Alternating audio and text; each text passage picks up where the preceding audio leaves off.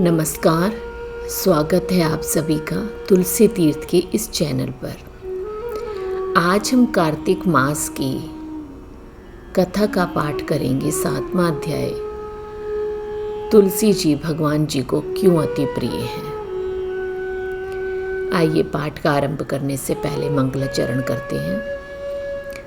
ओम नमो भगवते वासुदेवाय धीमहि तन्नो विष्णु प्रचोदयात्। नमस्कार। आइए पाठ का आरंभ करते हैं।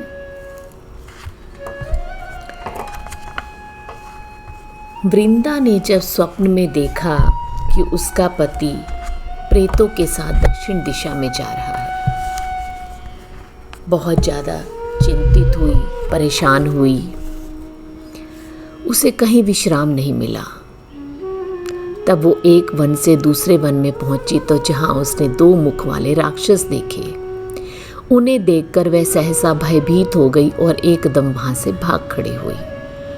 आगे गई, एक तपस्वी और उसके शिष्य को देखा तो उसने अपनी रक्षा की प्रार्थना की। विनय सुनकर मुनि ने अपनी हुंकार से उन राक्षसों को भगा दिया। वृंदा ने विनय पूर्वक मुनि से कहा, हे मुनि, मेरे पति जलंधर और महादेव जी का घोर युद्ध हो रहा है, कृपया बताएंगे कि जीत किसकी होगी। वृंदा की वचन सुनकर मुनि ने आकाश की ओर देखा।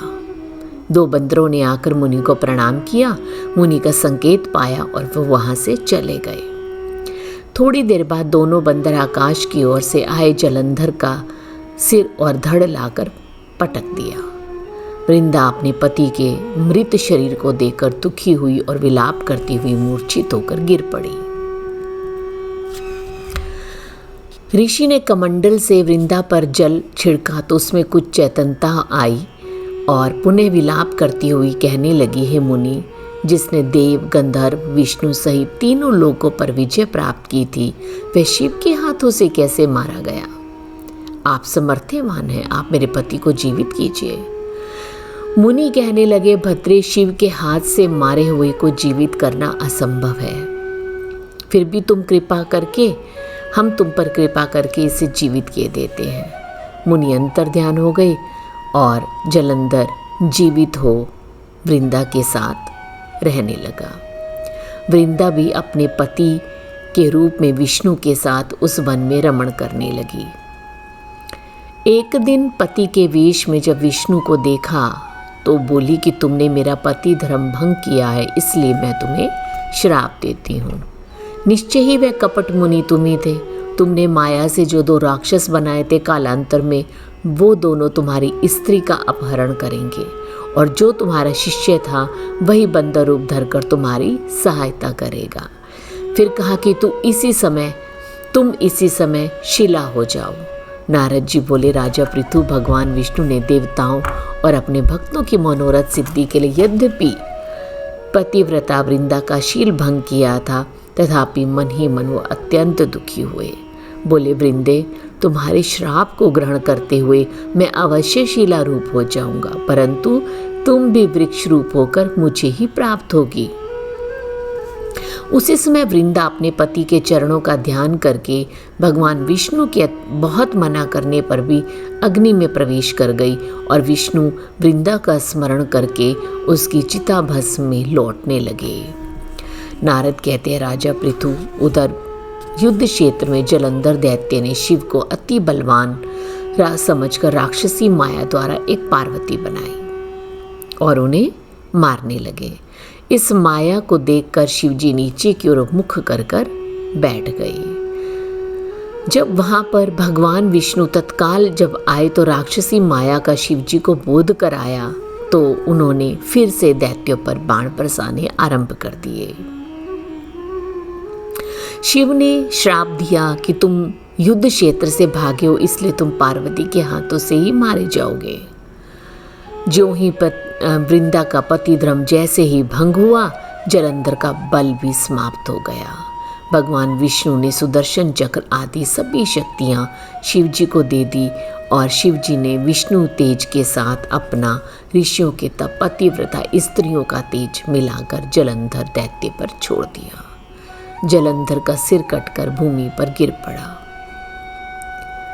सिर और धड़ अलग होते ही जलंधर का तेज शिव में और वृंदा का तेज पार्वती जी में समा गया और उधर विष्णु वृंदा की चिताभस्म में लौटने लगे। देवताओं ने शिव जी से स्तुति की, महादेव जलंधर को मारकर तो आपने हम लोगों पर एक उपकार किया है, पर अनर्थ ये है कि विष्णु निरंतर चिताभस्म में लौट रहे हैं, अतः आप उनके लिए भी कुछ यत्न कीजिए। शिव जी बोले, देवताओं तुम सब भगवान योग माया की शरण में जाओ, वही इसी संकट को हरेगी।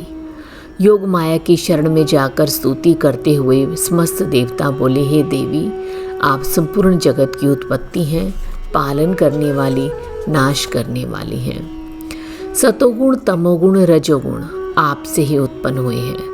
आपकी माया को स्वयं ब्रह्मा भी नहीं जानते। हमारा आपको नमस्कार है। भक्तगण अनादर और मोह को प्राप्त नहीं होते, ऐसी प्रकृति को हमारा नमस्कार है। देवताओं ने उसमें एक तेज देखा और आकाशवाणी सुनी कि रजोगुण सतोगुण तमोगुण ये तीनों गौरी लक्ष्मी और सरस्वती मैं ही हूँ। इन्हीं तीनों रूपों से तुम्हारी कार्य सिद्धि होगी, अतएव उन्हीं की आराधना करो। फिर उन तीनों देवियों ने प्रकट होकर 3 बीज देते हुए कहा कि इन 3 बीजों को जहाँ पर विष्णु है बो दीजिए, तुम्हारा कार्य सिद्ध होगा। देवताओं ने ले जाकर तीनों बीज वहाँ वृंदा की चिता में जहाँ विष्णु लौट रहे थे वहाँ पर जाकर बो दिए। अब तीनों बीजों से 3 वृक्ष उत्पन्न हुए।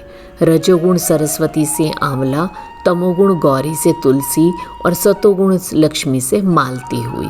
श्री लक्ष्मी ने अपना बीज ईर्ष्या युक्त होकर बोया था, इसलिए मालती भगवान की पूजा में निंदित और आंवला और तुलसी भगवान को अति प्रिय हुई।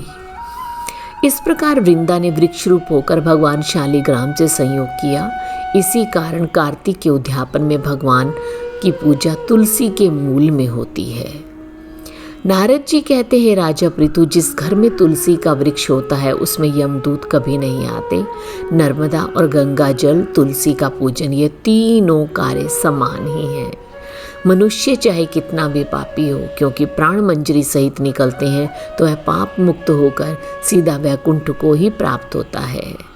जो मनुष्य अपने पितरों का श्राद्ध तुलसी आंवले की छाया में करता है उसके पितृगण मोक्ष को प्राप्त होते हैं। जो मनुष्य मंजरी युक्त तुलसी दल तथा आंवले का फल मुख में रखता है वह साक्षात विष्णु के समान है। जो मनुष्य कार्तिक मास में रुद्राक्ष की माला आंवले की छाया में भोजन करता है वह धर्म अर्थ काम तथा मोक्ष को प्राप्त होता है। हे राजा पृथु, तुलसी और आंवले का महात्म्य स्वयं ब्रह्मा जी भी कहने में असमर्थ हैं। जो कोई श्रद्धा भाव से इस कथा को पढ़ता है सुनता है अंतकाल में मोक्ष को ही प्राप्त होता है। इति श्री 6वां अध्याय समाप्त। कार्तिक मास में भगवान के प्रति किया गया प्रत्येक कार्य मोक्ष प्रदान करने वाला होता है। ईश्वर से प्रार्थना कि भगवान सभी के नेक कार्यों को स्वीकार करके अपने आशीर्वाद से सरोबार करें। कल हम करेंगे कार्तिक मास का 7वां अध्याय। तब तक के लिए नमस्कार। जय जय श्री राधे।